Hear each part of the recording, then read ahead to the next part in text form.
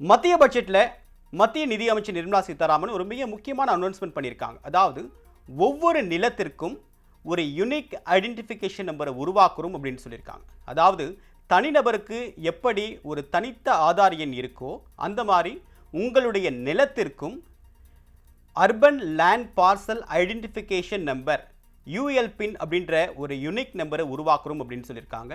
அந்த இடத்துடைய சொந்தக்காரர் யார், அந்த நிலத்துடைய அளவு என்ன, அது யார்கிட்டேருந்து வாங்கப்பட்டது, அதனுடைய மதிப்பு என்ன, இப்படின்ற எல்லா விஷயமுமே அந்த இட சம்பந்தமான யூஎல்பின் நம்பரில் ரெஜிஸ்டர் செய்யப்படும். இதற்காக ஒரு டிஜிட்டல் இன்ஃப்ராஸ்ட்ரக்சரை உருவாக்குறோம் அப்படின்னு சொல்லியிருக்காங்க. ஸோ இந்தியா முழுமைக்கும் இருக்கக்கூடிய 400 மாவட்டங்களில் இந்த திட்டம் அடுத்த 3 ஆண்டுகளை நடைமுறைப்படுத்த போகிறாங்க.